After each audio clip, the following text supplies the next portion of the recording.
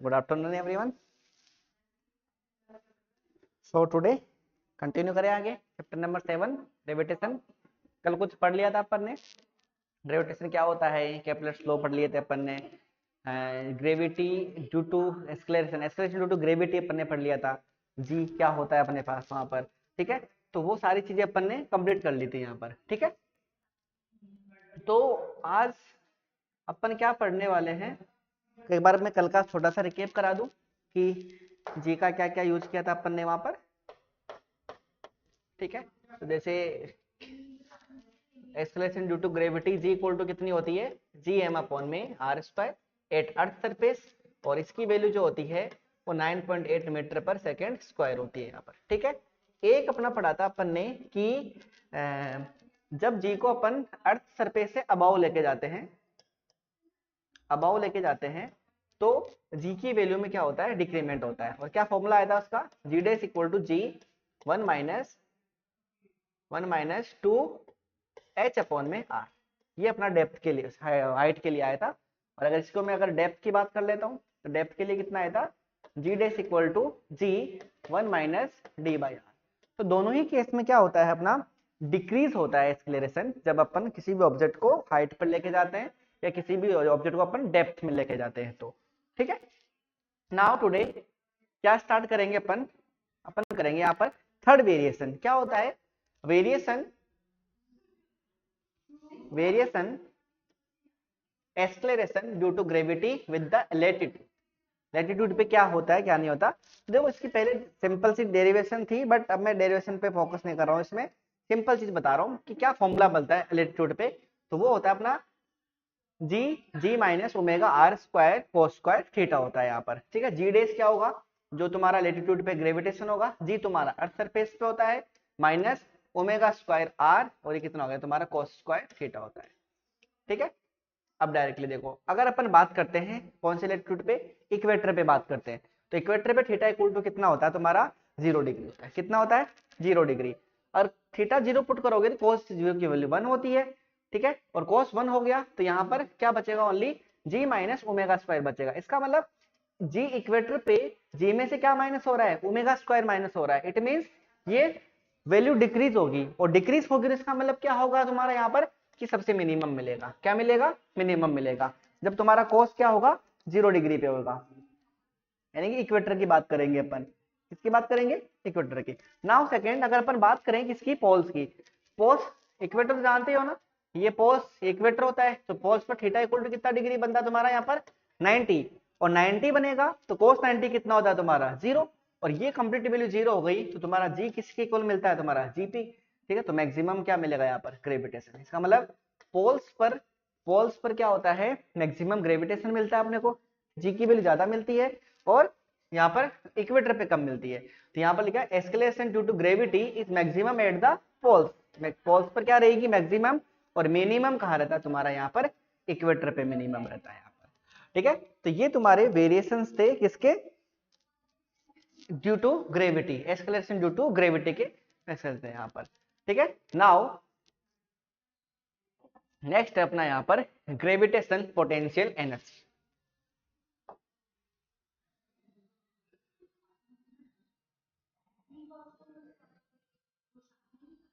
Gravitation potential energy. ठीक है, देखो पोटेंशियल एनर्जी अपन ने पढ़ चुके पहले। पोटेंशियल एनर्जी क्या होती है, अगर किसी भी ऑब्जेक्ट के कॉन्फ़िगरेशन में चेंज हो रहा है, लेंथ ब्रेथ हाइट में कुछ चेंज हो रहा है, तो उससे रिलेटेड जो एनर्जी आती है अपनी, वो कौन सी होती है, अपनी पोटेंशियल एनर्जी होती है। कौन सी होती है, पोटेंशियल एनर्जी। ठीक है, अपन ने पढ़ा भी था इसके लिए, क्या पढ़ा था कि मान लो एक बॉल को अपन एच हाइट से नीचे की तरफ फेंक रहे हैं, यहाँ पर ये अपना एच हाइट है, और इसके नीचे की तरफ क्या लगेगी, यहाँ पर ग्रेविटी लगेगी। क्या लगेगी, ग्रेविटी। तो एनर्जी निकालने का मतलब क्या होता है, एनर्जी बताया था वर्क एनर्जी थ्योरम में, बताया था कि वर्क निकाल लो तो वर्क किसके इक्विवेलेंट होता है, तुम्हारा एनर्जी के इक्विवेलेंट होता है। तो तुम्हारा वर्क कितना हो गया यहाँ पर, फोर्स इनटू डिस्प्लेसमेंट। तो W इक्वल टू कितना हो जाएगा, फोर्स की वैल्यू mg, और डिस्प्लेसमेंट कितना हो गया h। ये तुम्हारी पोटेंशियल एनर्जी निकल के आती है, कितनी होती है, W इक्वल टू कितना हो जाएगा तुम्हारे पास, mgh। तो ये तुम्हारी जनरल पोटेंशियल एनर्जी होती है। तो बात आती है किसकी, अपनी ग्रेविटेशनल, किसकी आती है, ग्रेविटेशनल पोटेंशियल एनर्जी की बात आती है। तो होती क्या है, एक बार मैं रीड करता हूं, देखो of a body is defined as the energy associated with the due to its position is gravitational field of and the other body। ठीक है, तो किसकी कैसे डिफाइन करते हैं, किसी एसोसिएट होती है position in the gravitational field, कोई भी पार्टिकल होगा उसका with the due to position of gravitational field of other body, उसकी वजह से क्या चेंज आ रहा है उसके अंदर, उसके थ्रू जो एनर्जी होगी वो अपनी कौन सी होती है, पोटेंशियल एनर्जी होती है। या फिर अपन कह सकते हैं, ये इंपॉर्टेंट है, it can be also defined as the amount of work done, ये इंपॉर्टेंट है, amount of work done bringing the body from infinity to the that point. मान लो, सुनो ध्यान से, ये अपनी अर्थ है, यहाँ कोई m मास का पार्टिकल है, ये लो, इसको अपने को लाना है अर्थ के ग्रेविटेशनल फील्ड में। एक अर्थ का एक ग्रेविटेशनल फील्ड होगा जहां से ऑब्जेक्ट को क्या कर पाती होगी, अट्रैक्ट कर पाती होगी। सपोज दैट इसका ग्रेविटेशनल फील्ड ये वाला है, ये वाला है, इस फील्ड के अंदर इसको लेके आना है, इस पार्टिकल को लेके आना है। तो यहां से लेकर इसको यहां तक लाने के लिए, यहां तक लाने के लिए जितना अमाउंट ऑफ वर्क डन करना पड़ेगा, जितना वर्क डन तुमको करना पड़ेगा, वही वर्क डन तुम्हारा किस में स्टोर होता है, वही तुम्हारी क्या होती है, ब्रिंगिंग, इसी को तुम क्या बोलते हो, ग्रेविटेशनल पोटेंशियल एनर्जी बोलते हो। ठीक है, मैं दोबारा बता रहा हूं, इस पॉइंट मास को इसके ग्रेविटेशनल फील्ड तक लाने के लिए जितना अमाउंट ऑफ वर्क डन तुम करोगे, और ये कहां से लेके आ रहे हो तुम इसको, इनफाइनाइट से, इनफाइनाइट से लेके आ रहे हो, इस अर्थ के ग्रेविटेशनल सरफेस तक लेके आ रहे हो, तो इसमें जो तुम्हारा जो वर्क डन होगा, यही वर्क डन तुम्हारा क्या होता है, it's called the gravitational potential energy होती है। यहाँ पर आई बात समझ में, पक्का, चलो ठीक है। यहाँ पर तो एक बार इसकी डेरिवेशन क्या होती है देखो, ठीक है,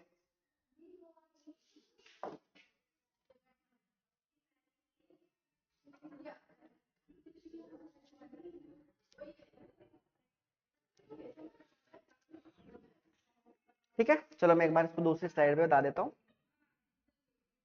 देखो क्या होती है ग्रेविटेशनल पोटेंशियल एनर्जी,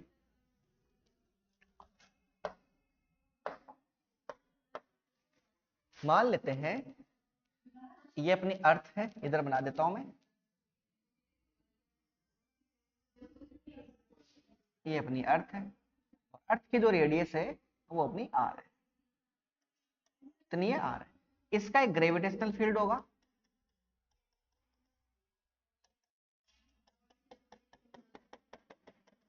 इसका ग्रेविटेशनल फील्ड होगा, और ये यहां से आर डिस्टेंस, कितने पर है, आर पर है, और एक m मास का पार्टिकल है यहाँ पर जो इनफाइनाइट पर है, इसको यहां से इस ग्रेविटेशनल फील्ड तक लेके आना है।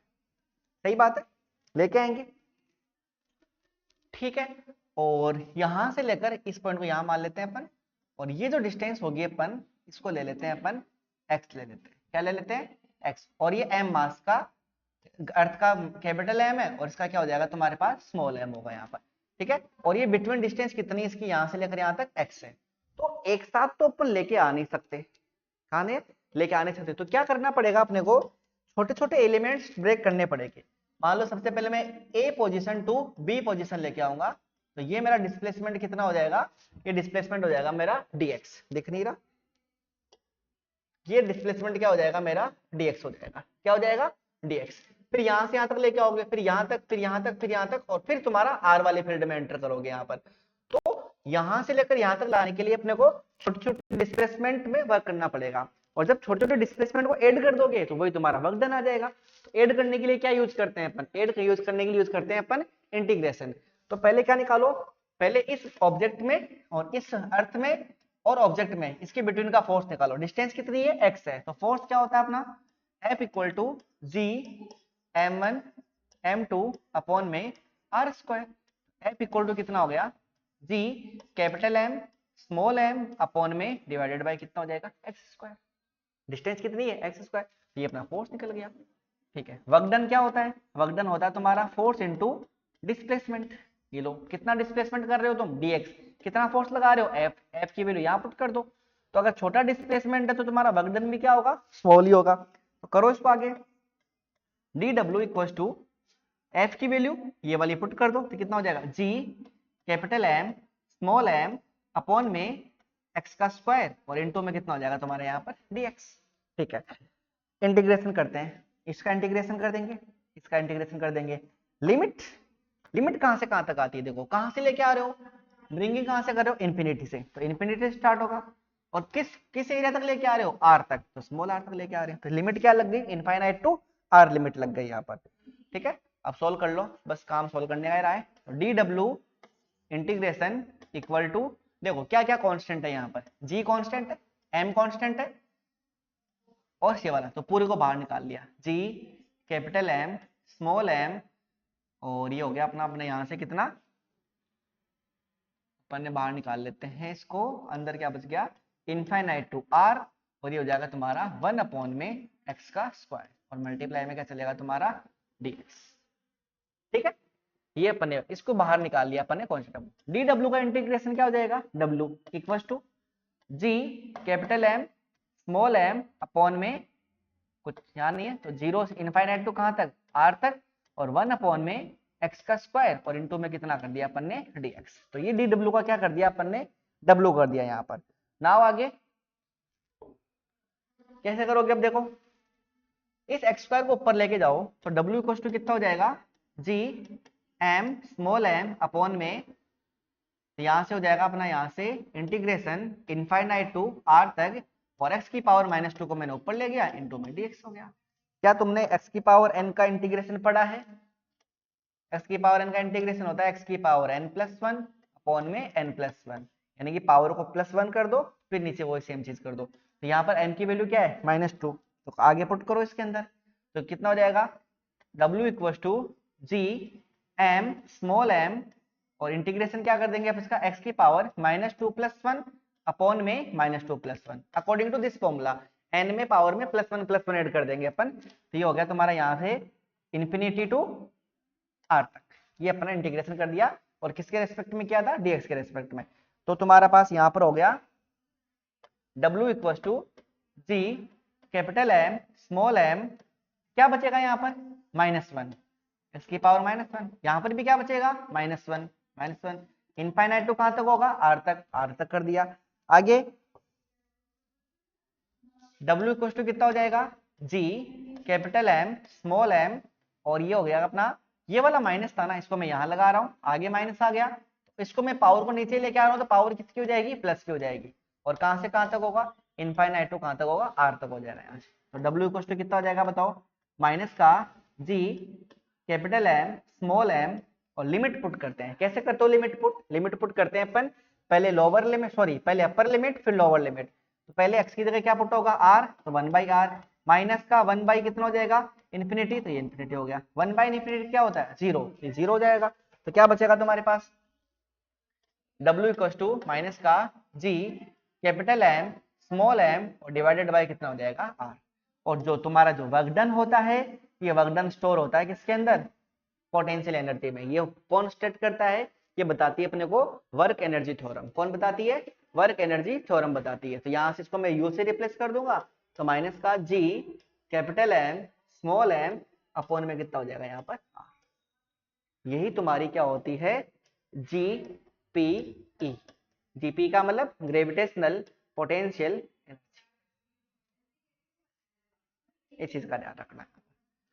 ठीक है, एक बार देख लो, मैं एक बार, ठीक है, तो एक बार स्लाइड में भी बता देता हूँ तुम लोगों को, ये रहा वही सेम चीज है, सबको सेम आया, -1/x किया, फिर लिमिट पुट करी, तो क्या निकल के आई तुम्हारे पास,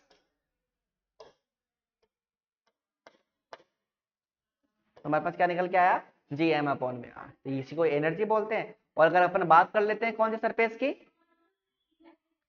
अर्थ सरफेस की, तो अर्थ सरफेस के लिए अपन स्मॉल r इक्वल टू क्या पुट कर सकते हैं, कैपिटल R, तो ये अर्थ सरफेस के लिए तुम्हारी एनर्जी हो जाएगी यहाँ, माइनस का जी एम अपॉन में कितना बचता है तुम्हारे पास, r बचता है यहाँ, ये तुम्हारी ग्रेविटेशनल क्या होती है, पोटेंशियल एनर्जी होती है। ठीक है, तो किसी भी चार्ज मास को इनफाइनाइट से उसके ग्रेविटेशनल फील्ड तक लाने के लिए जितना अपने को वर्क डन करना पड़ता है, वही वर्क डन क्या होता है तुम्हारा, ग्रेविटेशनल पोटेंशियल क्या होती है, एनर्जी होती है यहाँ पर। नाउ डन, ठीक है, ये तुम्हारी ग्रेविटेशनल पोटेंशियल एनर्जी डन हुई यहाँ पर। ठीक है, नाउ डन, नेक्स्ट है अपना ग्रेविटेशनल पोटेंशियल, क्या बोलते हैं इसको, ग्रेविटेशनल पोटेंशियल। कैसे डिफाइन करते हो तुम लोग उसको?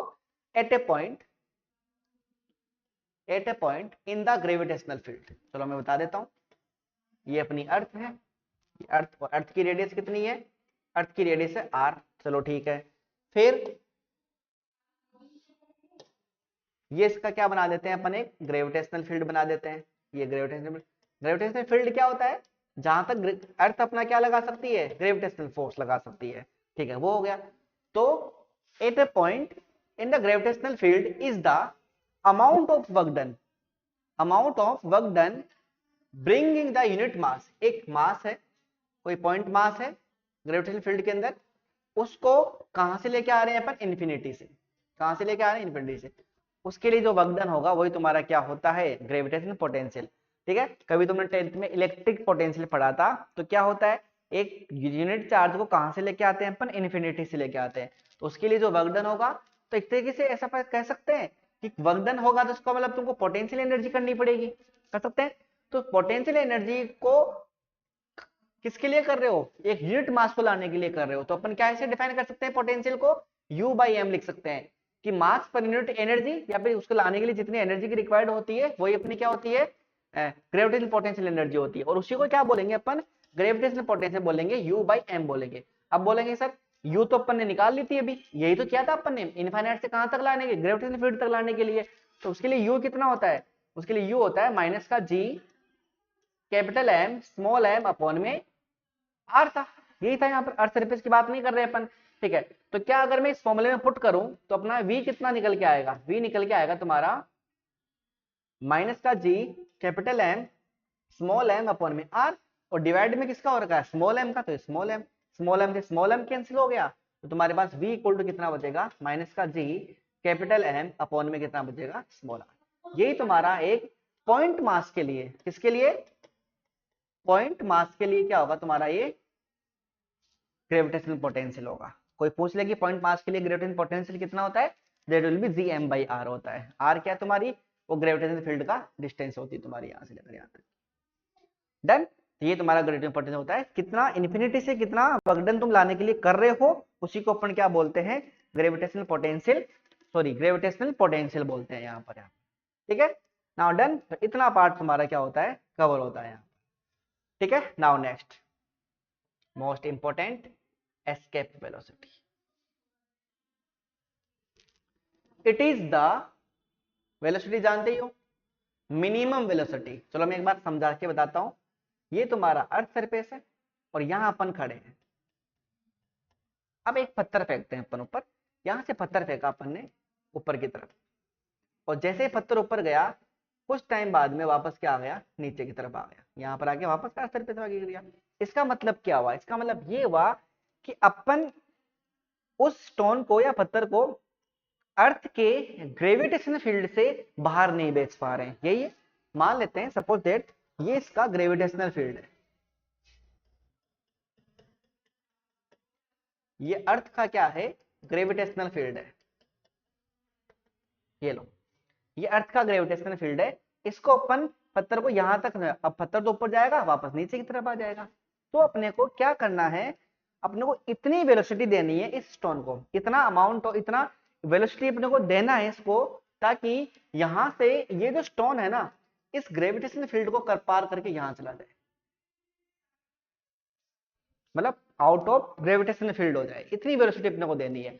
तो ये कैसे पॉसिबल होता है, कैसे दी जाती है? ठीक है, ये तो अपने को बड़ी बड़ी, जैसे तुमने अपन ने पढ़ा था चंद्रयान 3 लॉन्च हुआ था अपने इंडिया से अभी, जैसे मैं सिंपल रॉकेट की बात कर रहा हूँ, जो ऐसे बहुत सारे लॉन्च किए इंडिया ने। तो चंद्रयान 3 को जब लॉन्च करते हैं तो वो अपनी ग्रेविटेशनल फील्ड को पार करता है, तो कितनी स्पीड देनी पड़ती है उसको? तो वही स्पीड कौन सी होती है? एस्केप। मतलब एक ऐसी वेलोसिटी जो ग्रेविटेशनल फील्ड को क्या कर जाए? एस्केप कर जाए। एस्केप का मतलब उसको छोड़ जाए, उसी को क्या बोलते हैं अपन? Gravitational potential energy sorry escape velocity बोलते हैं यहाँ पर। ठीक है, तो इस पत्थर को अपने को इतनी स्पीड देनी पड़ेगी कि यहां से ये इसको को क्या हो जाए? पार कर जाए। तो यहां से इसको यहां तक लाने के लिए, भेजने के लिए, ग्रेविटेशनल फील्ड को पार कराने के लिए जितनी वेलोसिटी अपन देंगे ना, उसी वेलोसिटी को बोलेंगे एस्केप वेलोसिटी। उसी वेलोसिटी को क्या बोलेंगे अपन? एस्केप वेलोसिटी बोलते हैं। तो एक ऐसी वेलोसिटी जिससे अपन किसी भी ऑब्जेक्ट को ग्रेविटेशनल फील्ड के बाहर भेज सकते हैं, ऐसी वेलोसिटी को अपन क्या कहते हैं, gravitational potential, sorry escape velocity कहते हैं यहाँ पर। ठीक है, नाउ डन। तो क्या होता है, देखो देखो, जब ये इस पॉइंट पर जाएगा, एक मिनट, देखो ये अपनी अर्थ थी, ये अपना ग्रेविटेशनल फील्ड था, ये अपना ग्रेविटेशनल फील्ड था। ठीक है, दूसरी बात, यहां से यहां भेज दिया, तो इस पॉइंट पर उसकी कुछ वेलोसिटी होगी और काइनेटिक एनर्जी होगी। तो काइनेटिक एनर्जी कितनी होती है, 1/2 mv²। और मैं ई लिख, यहाँ पर ई लिखा हुआ देखो, ई क्यों लिखा हुआ है, क्योंकि अपन एस का वेलोसिटी है। ठीक है, कुछ हाइट गेन करेगा यहाँ से, इनफाइनाइट है, तो यहाँ से लेकर यहाँ तक कुछ पोटेंशियल एनर्जी भी होगी, और वो पोटेंशियल एनर्जी कितनी होती है वो अपन ने निकाल ली। यू इक्वल टू कितना होता है तुम्हारे पास, minus of G capital M small M upon में कितना होता है, आर। अपन ओनली अर्थ सरफेस की बात कर रहे हैं, किसकी बात कर रहे हैं, अर्थ सरफेस की अपन बात कर रहे हैं। तो इन दोनों एनर्जी का जब देखो, ग्रेविटेशनल फील्ड का पार करने का मतलब होता है इनफाइनाइट, क्या होता है, और इनफाइनाइट पे इन दोनों एनर्जी का सम कितना होता है, 0 होता है। इतना ध्यान रखना, kinetic energy plus potential energy का जो ग्रेविटेशनल में होता है, उसका दोनों का एडिशन किसके इक्विवेलेंट होता है, 0 के इक्वल। दोनों की पुट कर दो, तो 1/2 mv² हो जाएगा। ठीक है, प्लस ये माइनस माइनस बना देगा इसको प्लस, तो G M small M upon में आर इक्वल टू में क्या मिलेगा तुमको, 0 मिलेगा। सही बात है, माइनस को उधर लेके जाओगे कि किसका बन जाएगा, प्लस का, और प्लस का बन जाएगा तो फिर क्या होगा, देखो इधर, अगर प्लस का बन जाएगा तो देखो क्या होगा, 1/2 mv² इक्वल टू क्या हो जाएगा, G capital M small M upon में कितना बन जाएगा, आर। स्मॉल एम से स्मॉल एम क्या हो जाएगा, कैंसिल हो जाएगा, और कुछ कैंसिल होगा यहाँ से, यहाँ बचेगा v² अपॉन में 2 equal to G M upon में कितना बचेगा, यहाँ पर आर बचेगा। ठीक है, क्या हमने जी एम अपॉन में r² इक्वल टू स्मॉल जी पढ़ा था, पढ़ा था नहीं पढ़ा था, बिल्कुल पढ़ा था। तो क्या मैं इसको इस तरफ ले जाऊं, तो मेरा जी एम की वैल्यू क्या निकल के आएगी, मेरी जी एम की वैल्यू निकल के आएगी तुम्हारे पास जी आर का स्क्वायर, बिल्कुल निकल के आएगी। इसको उठाकर यहां पुट करते हैं, यहां पुट करेंगे तो करो पुट एक बार, तो कितना हो जाएगा, वी ई का स्क्वायर अपॉन में 2, और ये हो जाएगा जी एम, ये हो जाएगा जी आर का स्क्वायर। इस वैल्यू को यहां डाल दिया अपन ने, अपॉन में नीचे आर है, एक आर से एक आर क्या हो गया, कैंसिल हो गया, 2 को मैं उस तरफ भेजूंगा तो मेरे पास वी ई स्क्वायर निकल के आएगा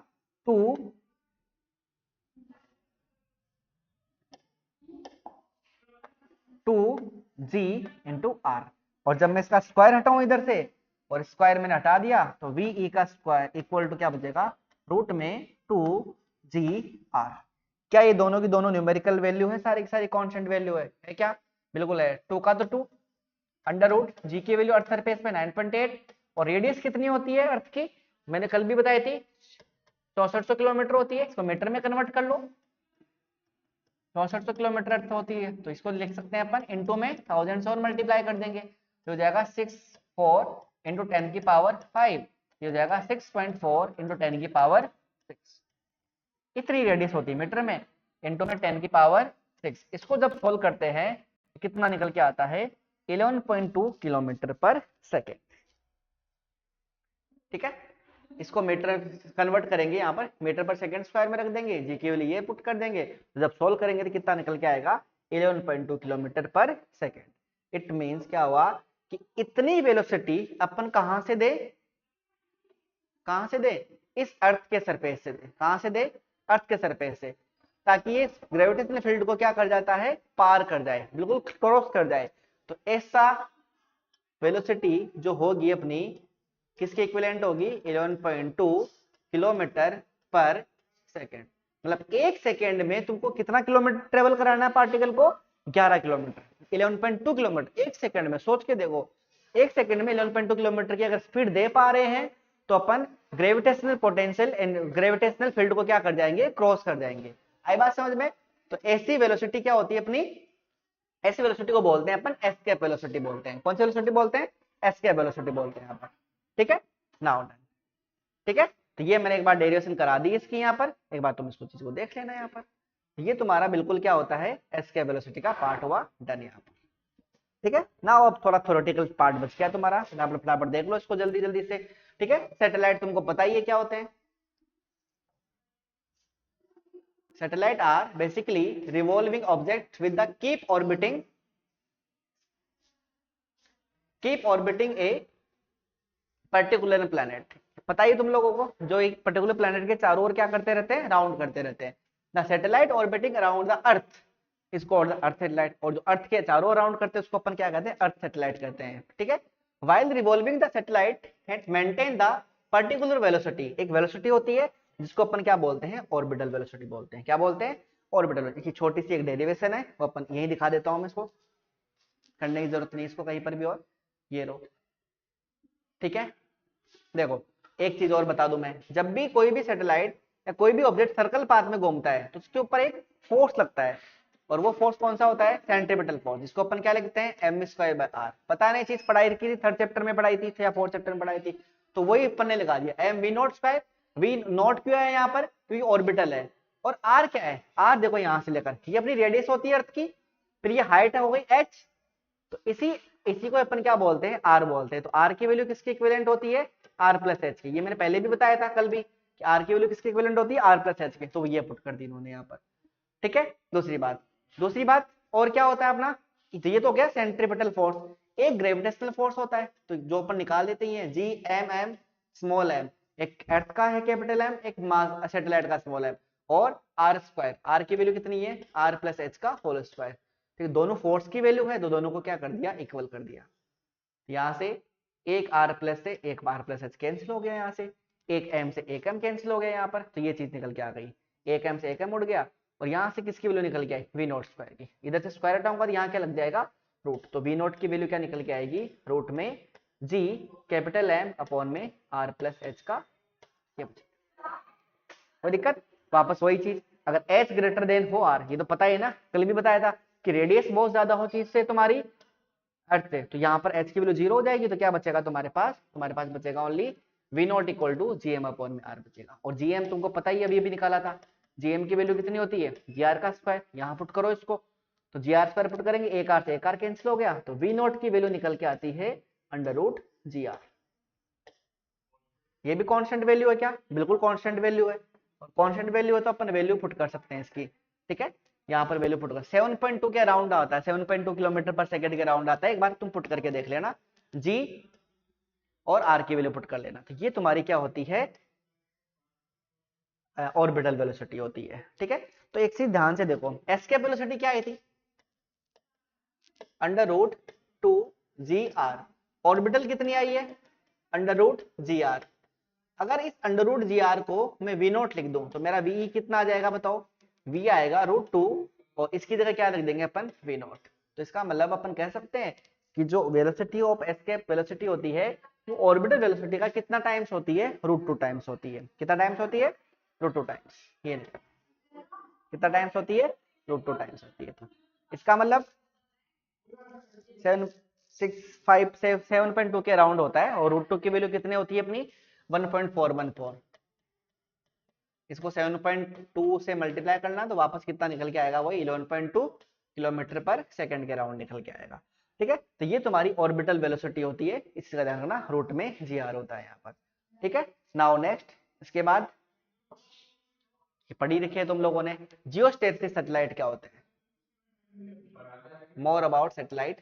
the satellite which are revolving equatorial plane and appear to be stationary with the respect of the observer। जो अपन यहां से देखते हैं, और यहां से देखने ऐसा लगेगा वो मतलब रुका हुआ है, स्टेशनरी है, मतलब एक पॉइंट पे रुका हुआ है, तो ऐसे सैटेलाइट को क्या कहते हैं अपन, जियोस्टेटिक सैटेलाइट कहते हैं। इक्वेटोरियल का मतलब क्या होता है, जैसे यहाँ करे तो परपेंडिकुलर देखेंगे अपने, इक्वेटोरियल का मतलब ये होता है परपेंडिकुलर देखेंगे यहाँ पर। ठीक है, और इनका कितना टाइम पीरियड होता है, एक 24 आवर्स में ये एक अपना राउंड पूरा कर लेते हैं यहाँ पर। Polar satellite, these are low altitude satellite which are revolving in the north to south pole. ये ध्यान रखना, कौन से पोल पर मूव कर रहे हैं, north south. Generally have time period of the 100, और एक 100 मिनट में क्या कर लेते हैं, ये अपना एक राउंड क्या कर लेते हैं, पूरा कर लेते हैं यहाँ पर। ठीक है, तो जियो स्टेंसिल की एप्लीकेशन क्या है? कम्युनिकेशन पर्पज से एफएम रेडियो वगैरह चलते हैं, या फिर बारिश वगैरह की, वेदर वगैरह की नॉलेज देते हैं। ये टेलीविजन ब्रॉडकास्टिंग चैनल दिखाते हैं। मेकिंग मैप्स, ऊपर से जो भी चलते हैं ऊपर से देखते हैं ना, ड्रोन वगैरह चलाते हैं, तो एक तरीके से जियो स्टेंसिल सैटेलाइट में आता है यहाँ पर, ठीक है। पोलर सैटेलाइट के लिए क्या होगा? देखो, पिक्चर ऑफ क्लाउड, क्लाउड्स की फोटो लेने के लिए भेज सकते हैं इनको अपन। वेदर फोरकास्ट बताते हैं और एनवायरमेंटल स्टडी बताते हैं, कहाँ पर क्या क्या मतलब पाया जाता है, क्या वो सारा का सारा बताते हैं, ठीक है। Now next last and final point है इसका, क्या? वेटलैंडनेस।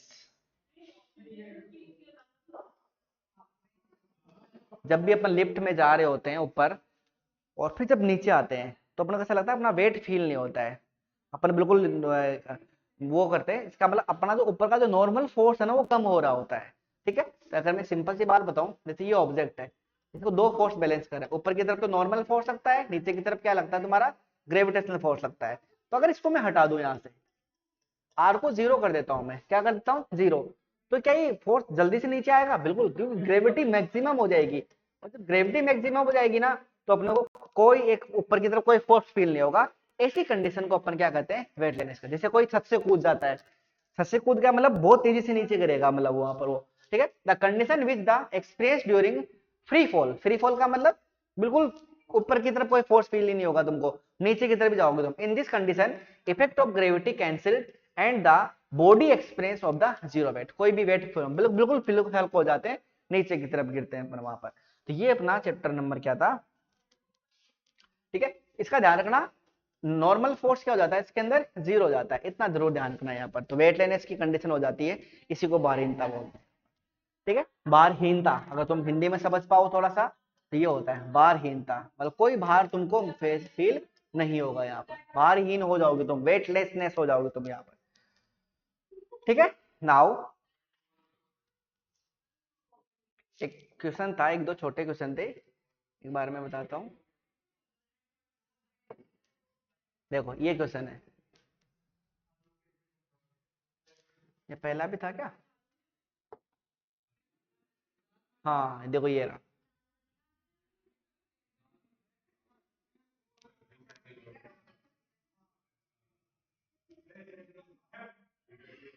हाँ देखो, the escape speed of projectile on the surface इतनी है, ये पता ही अपने को, प्रोजेक्ट है। A body is the projected with the thrice thrice this speed, इस स्पीड से कितना बेहतर है? थ्राइस से, मतलब ट्रिपल से। What is the speed of the body away of the earth, तो कितनी स्पीड होगी उसको अर्थ भेजने? Ignore the presence of the sun and the other planet, कोई इग्नोर, बस सीधा भेजना अपने को वहां पर, ठीक है। तो वी क्या होती है अपनी एस्केप वेलोसिटी, और वी क्या है अपना? Velocity outside the gravitational field, मतलब ये वाला, यहां तक तो ये जो फील्ड है यहां तक तो एस्केप रहेगा, और बाहर की तरफ अपन कौन सी वेलोसिटी ले रहे हैं इसको पढ़े। तो अपन क्या बता जाते हैं? एनर्जी कंजर्वेशन बताया था ना मैंने, इस इंफिनिटी पे एनर्जी कंजर्वेशन लग जाता है, जीरो हो जाती है एनर्जी यहाँ पर। तो वो की देखो, kinetic energy initial equal to है energy to go beyond field, मतलब इसके बाहर जाने के लिए कितनी एनर्जी रिक्वायर्ड है, और प्लस कितनी उसकी काइनेटिक एनर्जी कितनी है बची हुई है यहाँ पर, ठीक है। तो उसको अगर अपन आगे सोल्व करते हैं, तो ये निकल के आता है। देखो देखो 1/2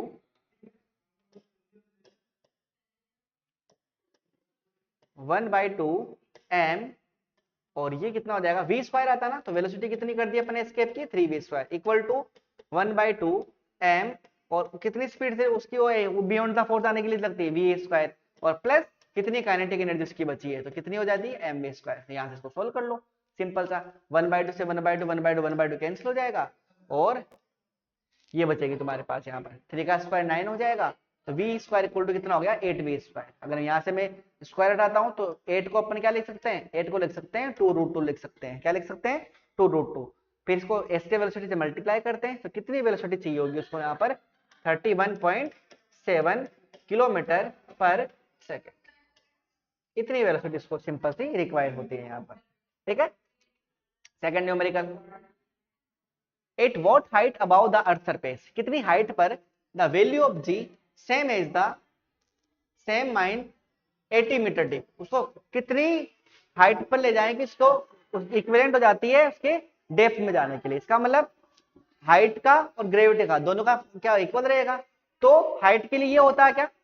जब अपन ऊपर ऊपर लेके जाते हैं तो 1 माइनस का 2h अपॉन में r होता है, ठीक है, इक्वल टू डेप्थ में जाते हैं तो g 1 minus D by R होता है। अभी 80 मीटर दे रखा है, लेकिन तो सोल्व करो, जिसे g कट गया तो यहाँ से 2h अपॉन में कितना बचेगा d बाई आर, तो सोल्व कर लिया इसको, एक r से एक r, तो h की वैल्यू कितनी आ गई d बाई 2, 80 मीटर डेप्थ से गए तो इसकी वैल्यू कितनी हो गई तुम्हारे पास 40 किलोमीटर पर 40 किलोमीटर, यानी कि 40 किलोमीटर तुम कहाँ जाते हो, अप जाते हो, और 80 किलोमीटर कहाँ जाते हो, डेप्थ में जाते हो, ऊपर की तरफ, ठीक है। तो तुम्हारी जी की वैल्यू क्या रहेगी, सेम रहेगी, जी की वैल्यू क्या रहेगी, सेम रहेगी तुम्हारे पास, ठीक है।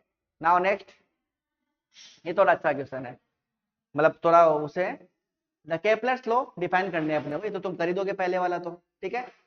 दूसरे वाला, suppose the excite plane what went round the sun twice of the past as the earth, एक ऐसा है दोस्तों सन अर्थ के उसके डबल स्पीड चल रहा है, what will be the orbit size of the compared to the earth of the sun. तो देखो केपलर्स लॉ तो बता दिया, प्लैनेटरी मोशन ये होता है, ठीक है। ये कह रहा है जो टी है पी है प्लैनेट है वो तुम्हारा हाफ है किसका, अर्थ का, या फिर बोल सकते हैं ट्वाइस है उसका यहाँ पर, तो यहाँ पर क्या बोल सकते हैं इसको अपन 1/2 ईयर बोल सकते हैं, क्या बोल सकते हैं 1/2 फ्रॉम केपलर्स लॉ। यही तो पढ़ा था अपने केपलर लॉ, जो टाइम पीरियड होता है वो मेजर एक्सिस टाइम पीरियड का स्क्वायर वो मेजर एक्सिस का कितना होता है, क्यूब होता है, कितना होता है क्यूब, तो वही दो प्लेनेट के लिए लगा दिया अपन ने, यूज कर लिया, ये लो तो आर पी अपन में आ रही, ये 1/2 हो गया और ये अपना 1 ईयर हो गया, ईयर से ईयर कैंसिल हो गया, ये 1/2 का स्क्वायर कितना बन जाएगा तुम्हारे पास 1/4 बन जाएगा यहाँ पर, ठीक है। और अगर 1/4 बन गया